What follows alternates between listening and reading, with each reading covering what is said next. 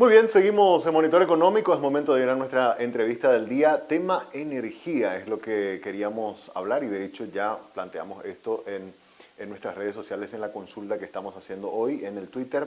Y está con nosotros la ingeniera Mercedes Canese, que tiene mucha experiencia en esto, fue incluso viceministra de Energía en el gobierno de Fernando Lugo y siempre está haciendo análisis sobre el tema, por eso nos pareció sumamente interesante poder conversar con ella. Mercedes, buenos días. Buenos días, Samuel. Un gusto saludarle a todo el equipo de 5 días y también a la gente que nos está viendo. Bueno, un tema fundamental, siempre te suelo escuchar en los análisis que haces en Yandutí y en otros medios, ¿verdad? El tema de la energía. Se habló mucho ahora la cancelación del pago de la deuda de Itaipú, ¿verdad? Sí. Que podemos analizarlo si fue deuda espuria o no, ¿verdad? Pero independientemente de eso se terminó de pagar y parece como que se abre una nueva gama de oportunidades para el Paraguay, ¿verdad? Y la pregunta es, ¿qué hacemos ahora? ¿Verdad? ¿Por dónde nos vamos? Hicimos una consulta en redes sociales que quiero mostrarte, Bueno. ¿verdad? El resultado y a partir de ahí que podamos conversar un poco a ver cuáles son las opciones. Podemos mirar, esta es la pregunta que hicimos en redes sociales. ¿Qué debe priorizar el Paraguay con su excedente de energía eléctrica? Establecer más industrias, nos dice el 25%. Potenciar el transporte eléctrico, nos dice el 33%. A mí me llamó mucho la atención cómo la gente tiene eso como algo importante, ¿verdad? Sí. Las redes, invertir en redes de transmisión, el 12.5%, y bajar el consumo también como algo sumamente interesante, en segundo lugar con el 28.8%, ¿verdad? Mi consulta es, bueno, ustedes que siempre están en contacto con la gente, ¿sienten esto mismo, ¿verdad? Que se está diciendo acá en las redes, y por dónde hay que comenzar, Mercedes? Así mismo, Samuel. Realmente la gente siente muchísimo que teniendo tanta energía no puedan disfrutar de los beneficios de la energía. Ya nos privamos, digamos, de tener, por ejemplo, una alta cobertura eléctrica, una buena calidad de servicio durante muchísimo tiempo. La excusa para que no vendamos a precio de mercado la energía era esa, que íbamos a tener muchísima energía y casi gratis. No se cumplió eso. Y en realidad siempre la energía ha beneficiado a nuestros vecinos. Hemos subsidiado realmente el desarrollo industrial de São Paulo, en Brasil, de Buenos Aires, en Argentina, con nuestra energía. Y entonces algo que directamente la gente puede sentir es una reducción de la tarifa que, como propone la concertación, ¿no es cierto? Ya lo propusimos en el programa de Ganar del año 2018, está el proyecto Ñan Energía, que es un proyecto de reducción tarifaria, pero con criterios sociales de generación de empleo, de cumplimiento de derechos humanos, no una reducción generalizada. Y ese debe ser uno de los puntos, pero no el único, porque... Eso sería aumentar la tarifa social. Ampliar La tarifa social que hoy ya existe. Que hoy ya existe. Y que es resultado realmente no de que el gobierno diga, ah, bueno, la gente necesita sentir algo de la calidad, de la ventaja de tener tanta energía, sino que fue resultado de la movilización ciudadana, especialmente las organizaciones campesinas, Sí. que consiguieron la aprobación tanto de la ley del 2004 como del 2008. Entonces, eso también creo que es muy importante que la gente tenga claro, que es evidente que el oficialismo, los gobiernos que sucesivamente han estado en el poder en los últimos 70 años, podemos decir, no han estado interesados en hacer llegar estos beneficios a la ciudadanía. ¿Sabes qué yo siento, Mercedes? Porque lo de la tarifa social me hace acordar a lo de la gratuidad de la atención de la salud, que siempre te dicen no se puede, ¿verdad? Es inviable, es imposible. Yo me acuerdo, ¿verdad? Antes uno iba a un centro de salud y tenía que pagar para la consulta. Así ¿verdad? es. Pagaba 15.000, 20.000 guaraníes, ¿verdad? Y a veces la gente no tenía y estaba desesperada porque tenía el hijo ahí enfermo y no tenía para pagar ese arancel, ¿verdad? Y se decía no se puede, no se puede, hasta que aparece alguien que rompe todo el molde como fue Esperanza. Dice, ¿por qué tenemos que cobrar, verdad? ¿Por qué tenemos que cobrar por...? Es más, se crearon las farmacias sociales y todo eso que se daba remedio. Y ahí uno claro, la unidad, ¿cómo se llamaba? Unidad de salud familiar. Unidad de salud familiar, ahí está. Pero digo nomás que se demostró que sí se podía hacer, ¿verdad? Y que sí había recursos para hacerlo. Exactamente, con la tarifa social pasa lo mismo. Y un dato así muy importante del tema salud, ya que tocaste, es que cuando se eliminaron los aranceles, subió de un año a otro a 1 millón más de atendidos en el sistema. Para Paraguay pues, eso imagínate la cantidad de gente que no estaba siendo atendida porque no tenía ese 5.000 guaraníes. Sí, impresionante, ¿verdad? Entonces también en el tema de tarifa social es esencial ampliar, porque ya las necesidades no son las mismas. En su momento las organizaciones campesinas y sociales que impulsaron la tarifa social tomaron como base un estudio de la Universidad de Campiñas, Sí. Nosotros les asesoramos, tuve la oportunidad de trabajar en la elaboración de estos proyectos de ley desde la sociedad, digamos, no desde el gobierno, porque eso fue antes de ocupar cualquier cargo público. Y esa Universidad de Campiña decía que la necesidad básica de una familia es de 220 kWh por mes. Pero ahora las necesidades son diferentes porque además también la gente necesita producir, ¿no es cierto? Y eso genera empleo, genera desarrollo. Están las juntas de saneamiento que no están contempladas tampoco como debe ser en la ley actual de tarifa social. Y tenemos problemas tales como que, por ejemplo, la llave limitadora impide que la gente tenga una ducha eléctrica. Cosas que hay que resolver, que no puede ser que la gente, porque es de una familia vulnerable, no se pueda bañar con agua caliente, ¿verdad? Claro. Entonces, ese debería ser un uso, pero sobre el sondeo que ustedes hicieron, que me pareció súper interesante y también estuve comentando, creo que hay que hacer todo. Todo lo que ustedes dicen, ponen en la lista, hay que hacer. O sea, se puede hacer todo. Se puede hacer No todo. es que una de las cosas nomás, sino que se puede combinar todo eso, esas estrategias, digamos, para mejorar. Totalmente, porque bueno, como justamente traje acá el libro para regalarles, aprovecho para comentar este libro. Escribimos con el ingeniero Canese Soberanía Hidroeléctrica para una Patria Nueva, escribimos el año pasado, ya te regalo. Bueno, muchas gracias, muchas gracias. Y en ese libro calculamos cuánto Paraguay puede obtener si es que se consigue lo justo en Itaipú. No estamos hablando de pedir limosna ni de que nos hagan un favor, sino que realmente... Lo que corresponde. Lo que corresponde. Y entre la deuda que se acaba, que son $1.000 millones, que después podemos hablar un poco más sobre la deuda si me preguntas, más lo que podríamos recibir por el precio justo de nuestra energía, que es lo que dice el Acta de Foz de Iguazú, un documento vigente que es el antecedente del tratado, está citado en su preámbulo.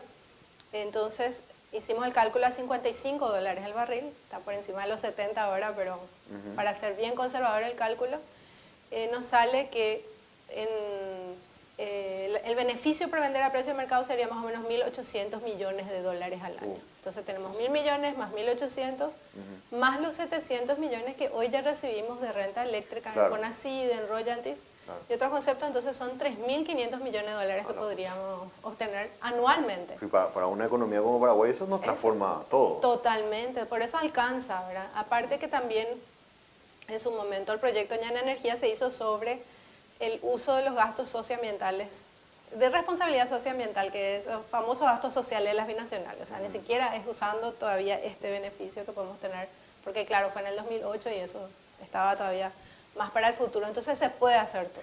Quiero hablar, mencionaste la deuda. Se habló siempre de que una vez que se termine de pagar hay como unos $1.000 millones que ya directamente serían como beneficio para el país. ¿En qué momento se comienza a sentir eso y qué pasa con la deuda? Bueno, eso depende de qué se hace con la tarifa. Hay toda una discusión. Algunos dicen que la tarifa de Itaipú, no estamos hablando de la tarifa del Ande, sino de la tarifa de Itaipú, tiene que bajar automáticamente porque el tratado dice que la tarifa es igual al costo y uno de los componentes del costo es el pago de esa deuda. Esos 1.000 millones desaparecen del lado paraguayo y del lado brasileño también, son 2.000 millones en total. Entonces, algunos dicen eso y que baje automáticamente y bueno, y que baje más o menos en general la factura de la luz en Paraguay. Con eso le estaríamos regalando $600 millones al Brasil por año. Si tomamos esa decisión. Si tomamos esa decisión, porque si bajamos la tarifa de Itaipú completa, entonces el 40% que nosotros consumimos sí va a estar a un precio menor, pero hay un 60% que consume Brasil y que va a estar... Ellos también se van a beneficiar con esa medida. Sí, y que además hoy luego ya hasta el 2021, que era el precio, la tarifa, digamos, que estaba vigente en Itaipú sin reducciones, ellos estaban llevando el 60% de nuestra energía a un precio de apenas $50 por megawatt hora, sabiendo bien que a $55 el barril no es menos de $100. Y de hecho en la región, si te fijas a cuánto Uruguay le vendió a Brasil cuando Brasil necesitó energía, o Argentina también, o viceversa, y estamos hablando de números inclusive de 200, 300 $300 por megawatt hora. O sea, ese 50 es muy poco. Claro. Y si bajamos aún más ese 50, ¿qué negocio estamos haciendo ahora? Entonces, podemos bajar la tarifa de nuestra parte que consumimos internamente de Itaipú, ¿verdad? No hay ningún problema. Brasil puede bajar la tarifa de su 50%, tampoco no hay ningún problema. Pero lo que no podemos bajar es la tarifa que le aplicamos a Brasil sobre la energía que nosotros le vendemos. El excedente. El excedente que le vendemos, en tanto no nos pagan el precio de mercado. Y con eso garantizamos los 1.000 millones. Ya. Si no bajamos eso, porque para nosotros al final internamente es lo mismo, recibir 400 millones en dinero o en tarifa más barata, en energía más barata. Claro. Un tema también que te escuché hablar en uno de los análisis que solés hacer también en otros medios es el tema del transporte. Sí.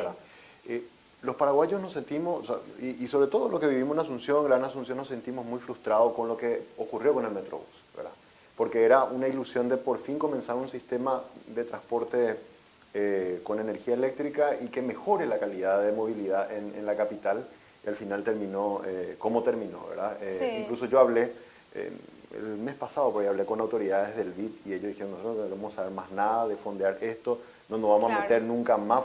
Más o menos me hicieron sentir como que el error de su vida más o menos fue el hecho de haber hecho cuando que el proyecto era muy bueno, ¿verdad? Era así bueno. En el concepto, ¿verdad? Entonces, y ahora incluso se está por perder la oportunidad, por ejemplo, del caso de la oferta del gobierno de Corea para un tren de cercanías que también es eléctrico. Entonces, la idea es por qué en Paraguay no se puede hacer o no se puede avanzar como están ocurriendo en Bolivia, como vemos que pasa en Ecuador, en Colombia, con movilidad eléctrica. Yo creo que no estamos cumpliendo lo que dice nuestra Constitución, que es el interés general sobre el particular.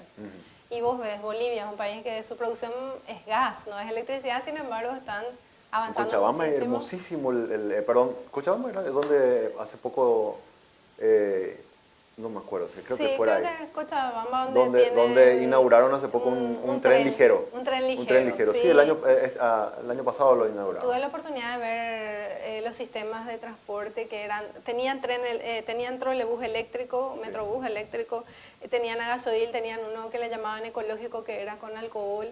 En Quito, Ecuador, por ejemplo. Pasando inclusive por el centro histórico de Quito, demostrando también que no es tan cierto eso que se tiene que destruir el casco histórico. Digamos, por donde pasa el Metrobús ya se destruye todo, ¿verdad? Y eso fue hace 10 años, o sea que está totalmente consolidado ese sistema en Quito, que es fíjate que Ecuador también es un productor de petróleo, ¿verdad? Sí. Nosotros que producimos energía eléctrica, que podríamos independizar nuestro precio, nuestra tarifa, nuestro pasaje, digamos, del combustible, no, usamos combustible en vez de usar electricidad. Y como te decía, para mí el problema es que los sucesivos gobiernos no han priorizado el interés general sobre el particular, como dice nuestra Constitución, porque acá están en primer lugar los intereses de la patria contratista, que les es muy útil hacer las obras viales, el mantenimiento de obras viales también, después de los que hacen los negocios de los combustibles, que está totalmente desregulado también. Hemos tenido precios abusivos de los combustibles en estos últimos tiempos. Ya bajó todito y todavía apenas ahora está empezando a bajar las naftas y, ¿verdad?, el diésel, todo eso. Y también de los empresarios de transporte, que en el caso de los empresarios de transporte, la gran mayoría, excepto las nuevas licitaciones, que son poquísimas, fueron concesiones directas que entregó Stroessner a sus amigos. Y ellos no van a tocar ni un privilegio. Por eso hasta sucede el absurdo que no tenemos, por ejemplo, sistema de transporte público en nuevas alternativas viales. Por ejemplo, en la Costanera, en la avenida Ñuguazú, no va a haber medio de transporte masivo por ahí, o de algún bus que pase por ahí, porque sí o sí toca intereses de otras empresas de transporte que ya tienen su itinerario y no quieren moverse. Entonces, ir contra todos esos intereses, y tiene que ser un gobierno que diga, no, acá la prioridad es la gente y no algún beneficio particular que yo pueda tener de este sistema. Y tenemos ahí el tren de cercanía, que realmente creo que así como está enfocado ahora mismo por parte de este gobierno, tiene algunas complicaciones, sobre todo constitucionales, legales. Entonces ahí también otra vez... Pero yo pregunto, ¿verdad?, para evitar, por ejemplo, lo que ocurrió con el Metrobús, que ya se dejó sin nada. Creo que hay posibilidades de fijar, como eso está en fase de diseño, de reformularlo y no perder, ¿verdad? Y porque evidentemente es un sistema que necesita Asunción y Gran Asunción para modernizarse. O sea, eventualmente si viene un gobierno que quiere realmente ayudar, puede reformular el proyecto, puede renegociar el proyecto, o sea, hay maneras de hacerlo. Yo creo que sí, y más todavía porque podemos usar una parte de la renta eléctrica para justamente invertir en transporte eléctrico. Así debe ser. Entonces, podemos pensar ya en otra dimensión, porque quizás en algunas partes el proyecto Metrobús ya tendrá que tener tendrá que estudiarse si va a ser aéreo, si va a ser subterráneo, si va a ser de superficie. ¿Cuál de las opciones es la mejor? Y obviamente que si es aéreo o subterráneo tiene costos mayores. Y por eso la renta eléctrica no va a alcanzar, digamos, con el presupuesto que en su momento se había pensado. Pero sí, yo creo que hay que ir haciendo. De hecho, nuestra propuesta es llegar en 15 minutos de San Lorenzo a Asunción, por ejemplo, lo cual es factible. Pero ya hacen 2 horas y veces. Sí, no, 3 horas, es impresionante, ¿verdad? Cómo estamos perdiendo nuestra vida en el transporte. ¿Y por qué puede ser 15 minutos con sistemas expresos? Entonces hay que pensar en esos modelos de sistemas expresos donde ya se vea como Asunción Gran Asunción ya es una metrópoli que tiene la demanda suficiente para que el sistema sea, como te decía, si no puede ser de superficie, aéreo o subterráneo, que es lo que los estudios de factibilidad van a decir. Pero sí o sí se tiene que avanzar en eso, no podemos seguir colapsando de esta forma el tráfico y ahí perdemos todos. Y ahí el modelo es importante, Samuel, porque ¿qué pasa? Que con un sistema de transporte privado, el sector privado tiene que tener la ganancia exclusivamente del pasaje. O si no, tiene que estar subsidiado como pasa acá, igual nomás. Es un desastre, ¿verdad? Claro. Entonces, ¿pero qué pasa si la administración es pública, como pasa en la mayoría de las grandes ciudades? Sí. Vos te vas a cualquier gran ciudad, Roma, París, a Quito, a, no sé, Chile, hay una mayoría accionaria estatal o municipal, porque el Estado tiene otros beneficios. Ahorran descongestionamiento, que significa millones de dólares en petróleo, significa millones de dólares en gente que en vez de estar en el tráfico está trabajando y a lo mejor entonces tributa, o qué pasa con su familia y hace que la sociedad avance más culturalmente, educativamente, ¿no es cierto? Se reducen las enfermedades respiratorias también, más todavía si es eléctrico.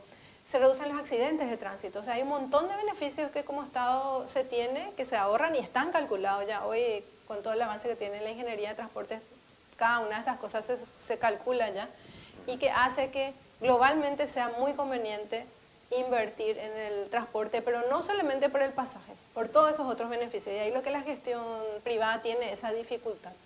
Un informe de CEPAL que nosotros lo publicamos hace un par de semanas indicaba que casi el 60% de todos los que exportamos es materia prima y apenas entre 12% tiene algún valor agregado y el uso de alta tecnología apenas 0.8%. Ese era el dato que decía CEPAL. Y la pregunta es, con nuestra energía, desarrollar el sector industrial en Paraguay tiene que ser una bandera de la que tenemos que apropiarnos para poder crecer, Mercedes. Totalmente. Por eso me gustó mucho la lista que ustedes hicieron, porque la industrialización se tiene que hacer y tenemos o sea, el proceso de industrialización es necesario en Paraguay para que salgamos del atraso, inclusive mejoremos nuestras cifras económicas. Y además Paraguay tiene una ventaja frente a otros países, que acá se puede usar energía carbono cero, que es la energía hidroeléctrica, con lo cual muchos productos pueden ser también carbono cero, tiene un valor mejor. Tenemos también abundante territorio agrícola, fértil, ¿no es cierto? Agua dulce, tenemos una población muy trabajadora, si bien quizás falta justamente formar más, y ese debe ser otro eje también de la renta eléctrica, utilizar para el proceso de desarrollo científico y tecnológico. O sea, debe ir de la mano la industrialización con la transferencia tecnológica y el desarrollo en investigación y desarrollo, ¿verdad? Y tecnología. Porque también el sector industrial, ya voy a aprovechar para mostrar una laminita. Sí. El sector industrial es el que más empleo genera y de mejor calidad. Acá tenemos los datos, no son muy nuevos, son del Censo Económico del 2011, ¿verdad?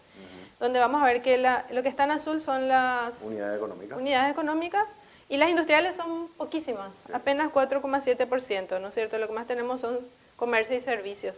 Pero si miramos ya el porcentaje de empleo que se genera, vamos a ver que la ocupación de personas ya crece casi al doble.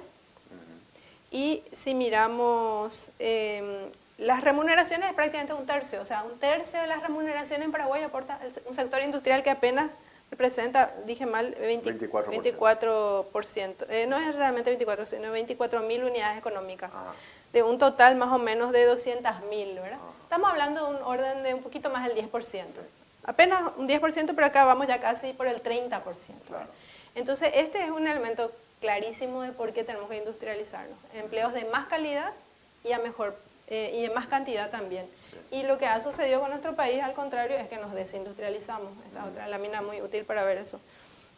Algunos dicen, no, pero ahora hay más industrias que antes. Sí, pero en valores absolutos, no en valores porcentuales.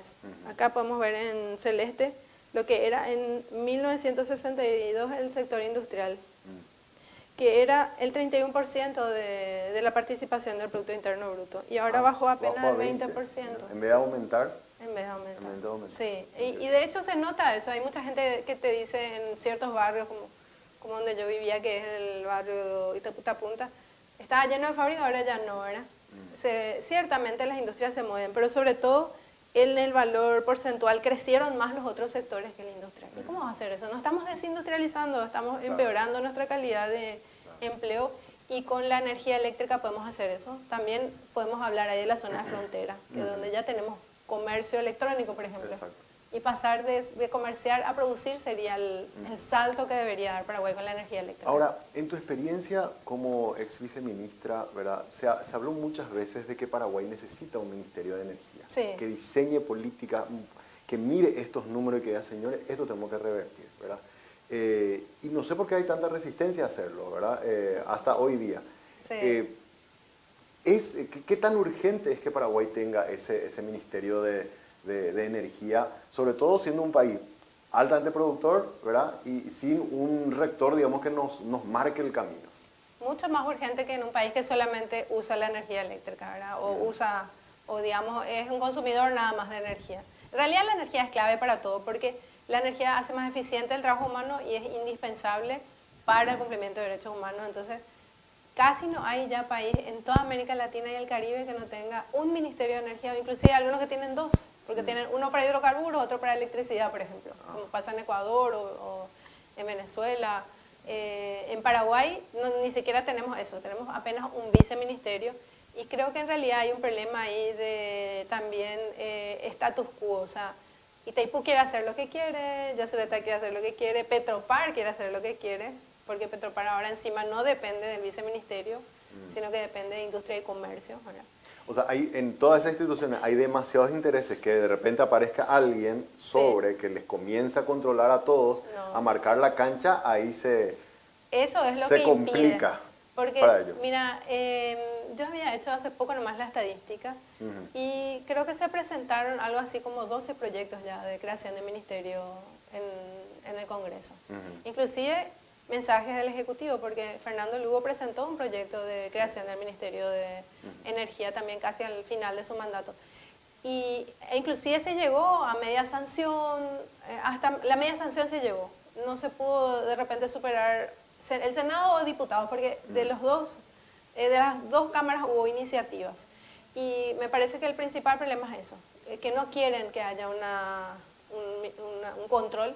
Y también puede ser que sea lobby de nuestros vecinos, porque nos deja en una posición de negociación muy difícil no poder negociar de a pares. Entonces le tenemos que ocupar al ministro de Obras Públicas, que se tiene que ocupar de millones de cosas en temas de energía, que no va a ser nunca su especialidad ni su tema principal, porque las obras son las obras y hay que hacerlas, ¿verdad? Y te consulta, ingeniera, Sí. por último, si estás como candidata a diputada, si ingresás a la Cámara Baja, ¿vas a volver a presentar ese proyecto, a impulsarlo para tener un ministerio de energía? Totalmente, vamos a impulsar la creación del Ministerio de Minas y Energía. Hay varios proyectos, quizás ni siquiera hace falta volver a presentar otro proyecto, no. De hecho, cuando era viceministra trabajé en el que presentó Fernando Lugo, y te digo que a diferencia de que hay sectores que quieren que no exista el ministerio, que son muy específicos, ¿no es cierto?, los que, digamos, hacen lo que quieren en las binacionales, en Petropar, inclusive en la Andes,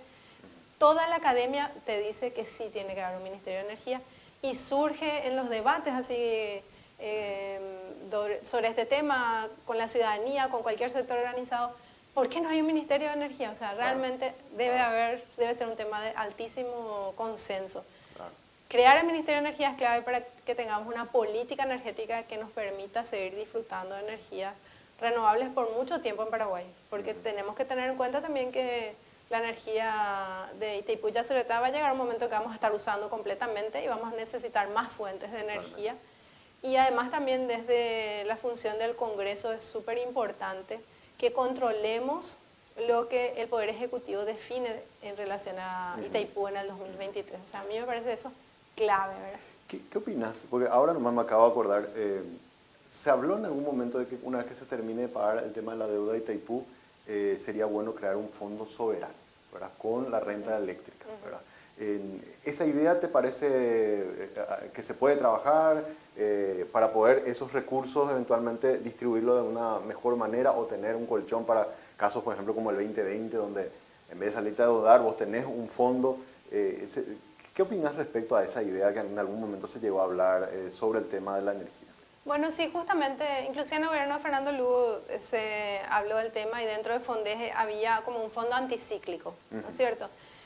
No sé si es lo mismo porque soy ingeniera, no soy economista, Claro, pero claro. la idea del fondo anticíclico era justamente eso, cuando haya problemas de sequía o problemas como una pandemia, Claro. tener un recurso que esté disponible. Yo creo que no estaría mal que se destine una parte de la renta eléctrica a eso, pero no un fondo demasiado grande porque también estamos endeudándonos para hacer Por infraestructura eso. Exacto. y eso tiene intereses al mismo tiempo, entonces hay que pensar muy bien, hacer muy bien los cálculos y priorizar sobre todo que la gente no siga pasando mal porque se le corta la luz, porque no puede pagar su cuenta de luz, porque no tiene trabajo, no tiene estudio y esas cosas deben ser una prioridad de la renta eléctrica. Entonces, además de una baja tarifa para aquellos que más necesitan, también una infraestructura de excelente calidad, que es otro de los puntos que ustedes habían sondeado. Totalmente.